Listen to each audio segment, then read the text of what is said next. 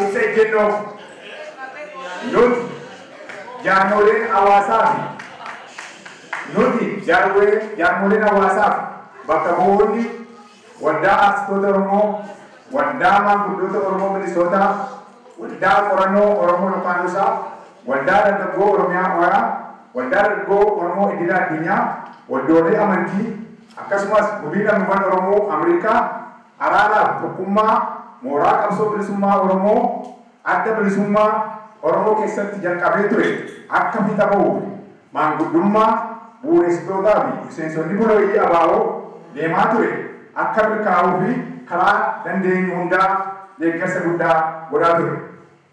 Araarri abaaboo lamman abaaboo obbo Daawud Ibsaan hoogganamu abaaboo obbo Kamaal Galchuun hoogganamu gidduutti deemaa ture xumuramuuf ibsa koree tokkummaa abaaboo bitootessa 12 bara 2011 ba'e kan sagalee waraabbii keessatti koree tokkummaa abaaboo dirqama itti kenname kan walgahii araaraaf tokkummaa abaaboo qopheessu irratti mari'atee walgahii yeroo gabaabaa keessatti akka gaggeeffatuuf waan barbaachisu xumurachuun sagantaa raawwii baafatee jira jedhuun gaafa ba'u akka lammii Oromoo tokkotti gammachuu guddaa hawwiin keenya bilisummaa akka bakka ga'uuf deemu kan yeroo kamuu caalaa nutti dhaga'amee ture.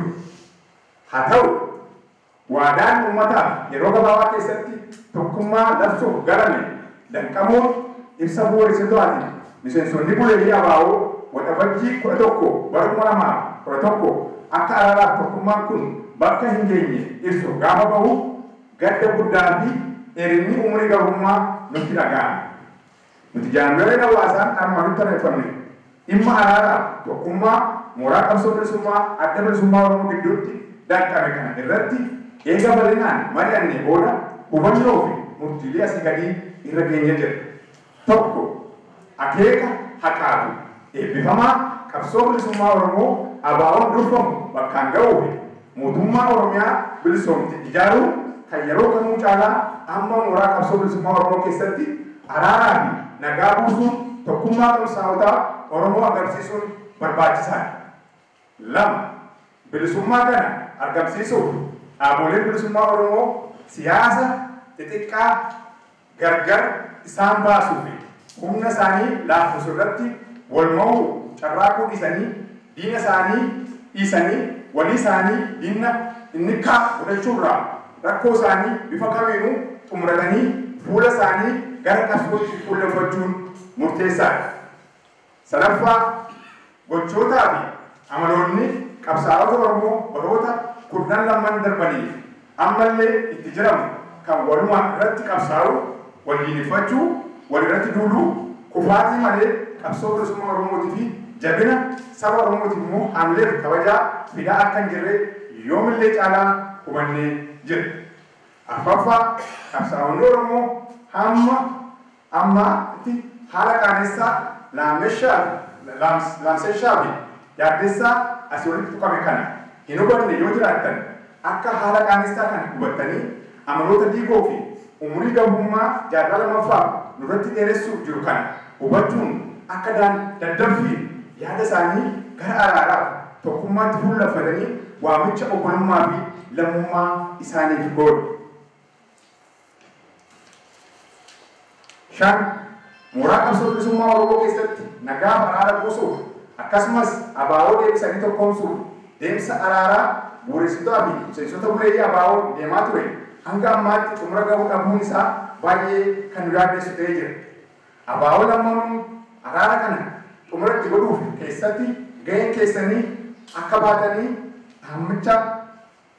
dhaammachaa akka ibsa koree tokkummaa abaa'oo bitootessa 12 bara 2011 baastanitti amma sagalee waraabbii keessatti waliigaltee kanaan kan mo'e garee kana yookaan kaan osoo hin ta'in uummata Oromoof abaa'oodha kan jedhu ture. Nummoo waliigalteen kun yoo bakka ga'uu hanqate kan mo'u diina keenya wayyaanee akka ta'e hubannee jirra.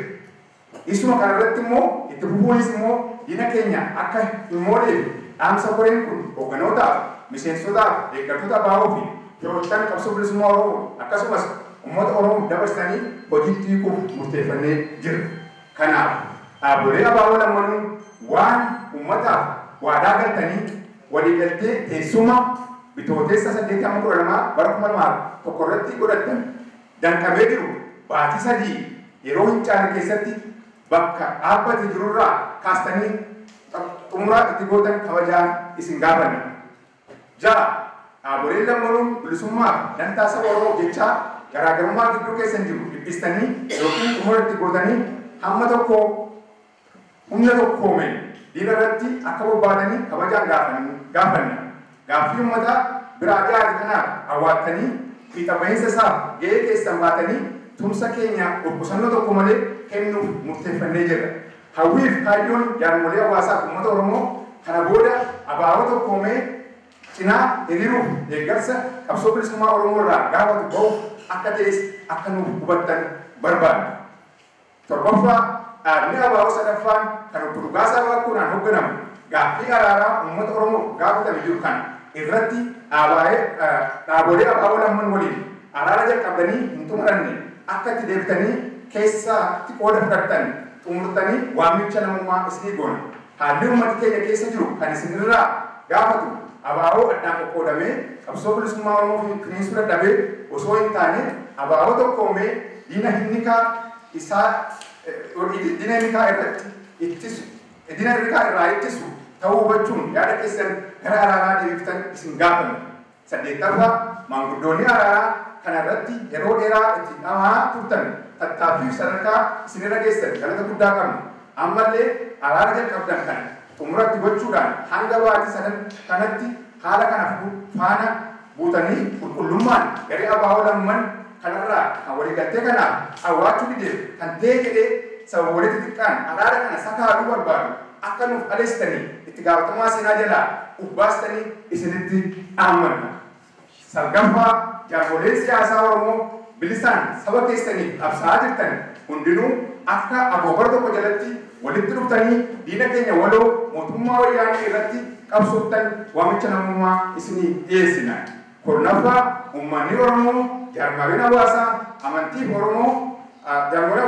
amantii Oromoo miseensonni abaa'oo bakka hundaa alaaf biyya keessa murtii keenya kana akka fudhatanii hojiirra ooluu